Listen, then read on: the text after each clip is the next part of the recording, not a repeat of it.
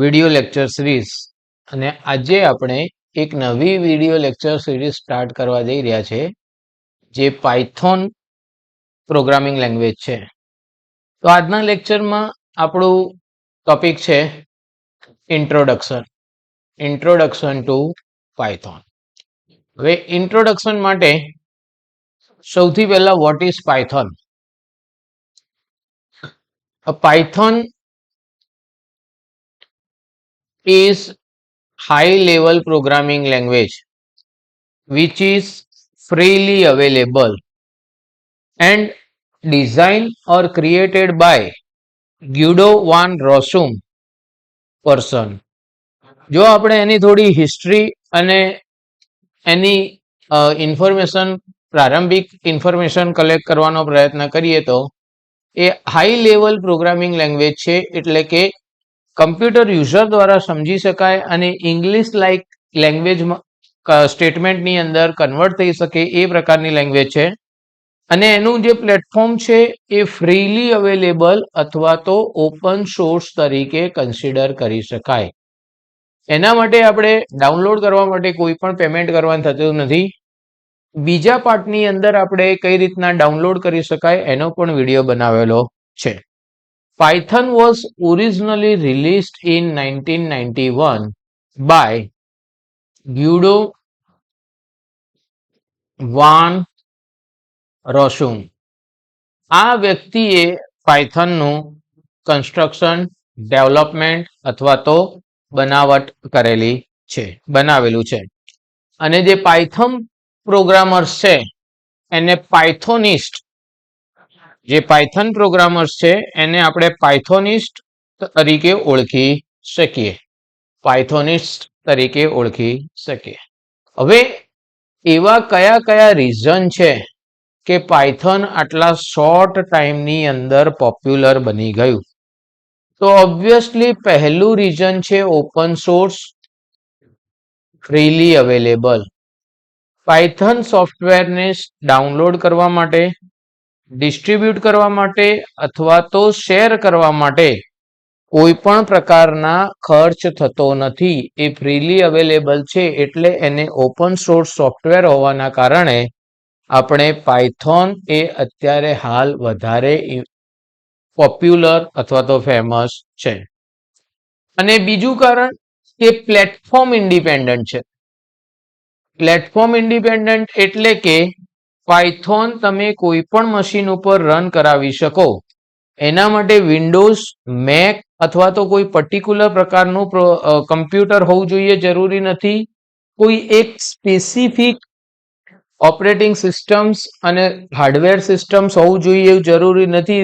દુનિયામાં રહેલા કોઈ પણ કમ્પ્યુટર્સ ઉપર પાયથોન સરળતાથી એક્ઝિક્યુટ કરી શકે, રન થઈ શકે, એટલા માટે એ મોસ્ટ પોપ્યુલર છે. ત્યારબાદ જે બીજું કારણ છે એ સોફ્ટવેર ક્વોલિટી. અહીંયા જે સિન્ટેક્સ છે એ ઓલમોસ્ટ એટલી સિમ્પલ છે કે સી લેંગ્વેજ અને બીજે સોફ્ટવેર છે એના પ્રકારની જ સિન્ટેક્સ હોવાના કારણે એને શીખવામાં પણ સરળતા રહે છે. અને ટ્રેડિશનલ અને સ્ક્રિપ્ટિંગ લેંગ્વેજના થી જ ડિરાઈવ કરેલી છે એટલે એને સમજવું, ટાઈપ કરવું અને કોડ બનાવવો એ સરળ છે એટલે એ પોપ્યુલર છે. ત્યારબાદ developer productivity is another reason why Python is so much popular. Much smaller code, reusability of the code, no lengthy compilation and link state. આ બધા કારણોના કારણે પાયથોન એ પોપ્યુલર છે. પોર્ટેબિલિટી, મેં પહેલા જ કહ્યું કે તમે કોઈ પણ મશીન ઉપર બનાવેલો કોડ માઇનોર મોડિફિકેશન સાથે બીજા કોઈ પણ કમ્પ્યુટર ઉપર એક્ઝિક્યુટ કરી શકો. એમાં કોઈ વધારે પડતા ચેન્જીસ કરવાના જરૂરિયાત નથી. ત્યારબાદ એડિશનલ સપોર્ટ ઓફ લાઇબ્રેરી. પાયથોનની અંદર આપણે જોઈશું કે તમારે જુદા જુદા સાયન્ટિફિક અને એન્જિનિયરિંગ ટાસ્ક કરવા માટે, વેબ માઇનિંગ ટાસ્ક કરવા માટે એરે અથવા તો ટેબલ અથવા તો મેટ્રિક્સ ઉપર ઓપરેટ કરવા માટે ઘણી બધી લાઇબ્રેરીઝ અવેલેબલ છે, જેના કારણે અત્યારે પાયથોન પોપ્યુલર છે.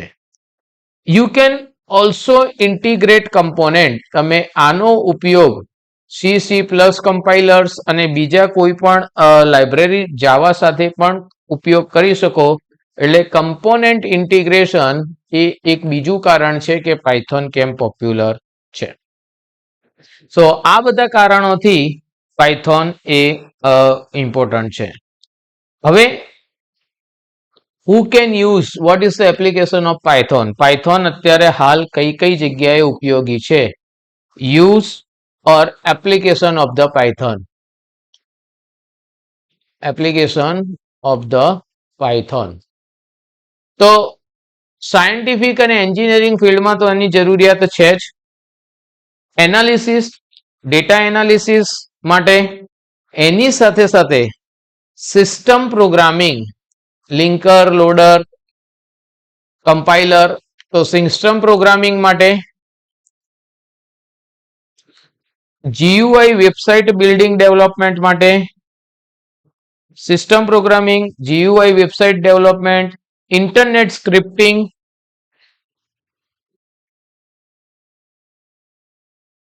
સાથે સાથે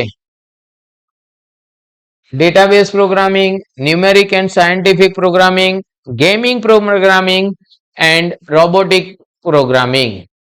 તો આટલી અલગ અલગ ડાયવર્સિટી છે, ફિલ્ડ ઓફ ડાયવર્સિટી છે કે જ્યાં અત્યારે હાલ પાયથોનનો ઉપયોગ થાય છે.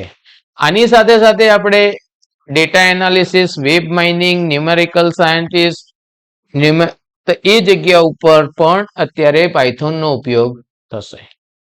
ધ નેક્સ્ટ થિંગ ઇઝ, અત્યારે હાલ એવી કઈ કંપનીઝ છે કે જે પાયથોનનો ઉપયોગ કરે છે? Companies, most company they uses python today. Some of the and very popular companies like Google, YouTube, IBM, BitTorrent,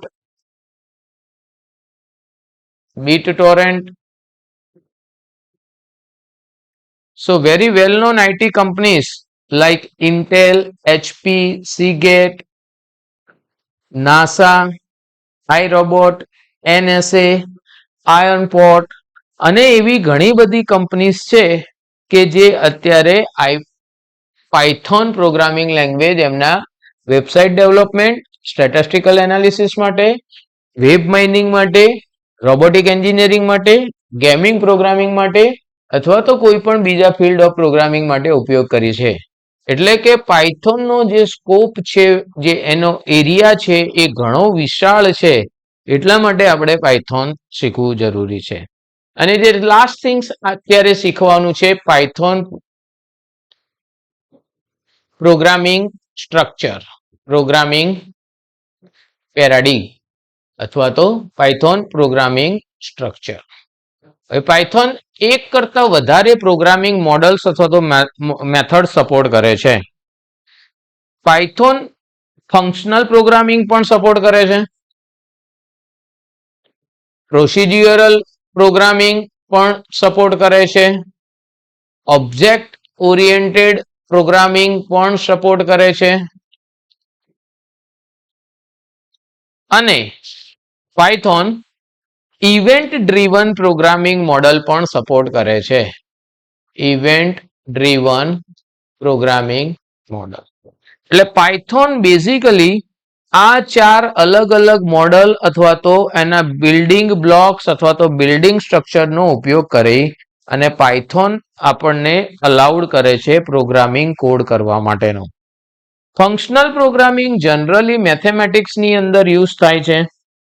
જ્યારે તમારે ફેક્ટોરિયલ્સ, ફિબોનાચી અને બીજા કોઈ એવા ફંક્શન્સ એટલે કે સબ સિસ્ટમ, સબ મોડ્યુલ્સ કેલ્ક્યુલેટ કરવું હોય તો તમારે બધો જ કોડ રીયુઝેબલ થઈ શકે એટલા માટે એકવાર એનું ફંક્શન અથવા તો મોડ્યુલ બનાવી દો અને ત્યારબાદ પછી તમારા પ્રોગ્રામમાં તમે જેટલી પણ વખત ઉપયોગ કરવા માંગતા હોવ એ દરેક વખતે ઉપયોગ કરી શકાય એટલા માટે Python functional modules programming model support કરે છે.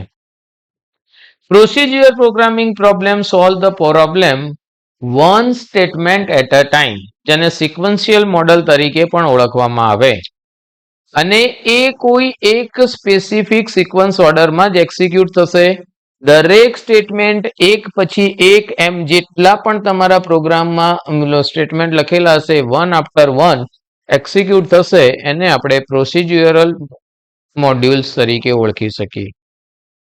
ઓબ્જેક્ટ ઓરિએન્ટેડ લાઈક જાવા, સી પ્લસ પ્લસ, જે પણ પ્રોબ્લેમ, જે રિયલ વર્લ્ડ પ્રોબ્લેમ તમારે સોલ્વ કરવાનો છે એને તમારે ઓબ્જેક્ટ તરીકે જોવાનું, અને આખા વિશ્વના દરેક વસ્તુને આપણે ઓબ્જેક્ટના ફોર્મમાં કન્વર્ટ કરી શકીએ.